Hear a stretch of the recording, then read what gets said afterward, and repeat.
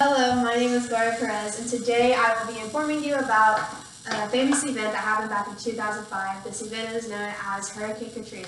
Some of you were probably too little to remember this. Like me, I was only 6 years old, and from what my parents told me, we went and helped people that were affected by it. I also made a friend who I don't have much contact with, but I still made a friend.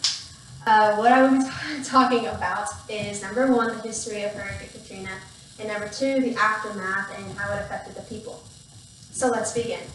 Main point number one is the history of Hurricane Katrina. What was Hurricane Katrina? It was originally a Category 3 that turned into a Category 5 storm that started forming over the Bahamas on August 23rd in 2005.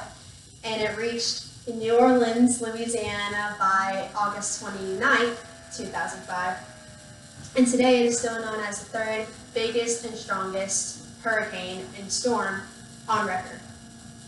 It is a combination of a tropical depression and a tropical wave that formed into a tropical storm. Before Hurricane Katrina came, the mayor issued a first ever mandatory evacuation, and he said that the Superdome Stadium could be used as a shelter for the people that could not evacuate on time or the day before. There were around 80% of the city that got to evacuate before, but thousands of the population couldn't, so that's who went to the Superdome. And they were forced to go there because they didn't have any sort of transportation, and that's what kept them in the city. And now during, which was August 29th in 2005, Hurricane Katrina hit land in New Orleans by 9 a.m., and about 20% of the places sitting at low level were already underwater. By that afternoon, 80% was underwater, which led to Hurricane Katrina was moving slowly, which led people to think this hurricane wouldn't be so deadly as they thought. But they were wrong, because it moving slowly caused more damage than a fast-moving hurricane or storm could. Next is main point number two, which is the aftermath.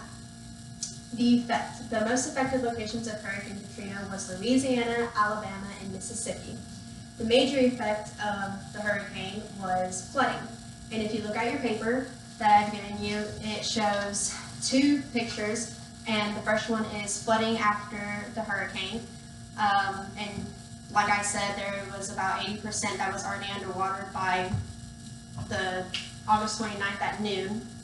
And then the second one is a comparison of before and after, which is about a year of pre-Katrina and post-Katrina. And it's just crazy how different it looks already and how everything is just so underwater. And now to the rescue. Ordinary citizens offered food and shelter and did anything they could to help. The Coast Guard also helped and rescued around 34,000 people alone just in New Orleans, Louisiana.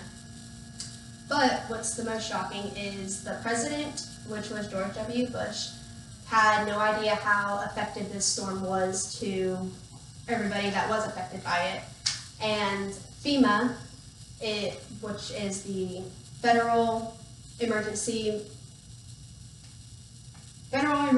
Management Agency, they didn't have a plan of action, and that was just really shocking to people when they heard about that, because they would think that people higher up would know about this before any of them would. And to give you a little, statistic would be the population. So the New Orleans population before Katrina was 484,674. After it dropped 254,502, putting them at 230,172. And now their population is about 393,300 people. So they didn't get quite back up there, but they kind of did. To conclude my speech, Hurricane Katrina was a Category 5 tropical storm that hit land August 29, 2005 along the Gulf Coast and stretched some 400 miles across the USA. Many people were able to evacuate the day before, but thousands of them were stuck at the stadium or in the city somewhere in New Orleans because of no transportation. By the end of the first night, 80% of the city was underwater, and Katrina took away almost all food and shelter, and the city,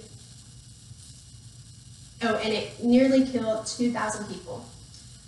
There was no one that wasn't affected. While the people waited for a plan of action, citizens and Coast Guard did what they could to help. New Orleans today isn't nearly the same, and the people will always be affected by New Orleans. That is all. Thank you. I love that so much. You can stop it.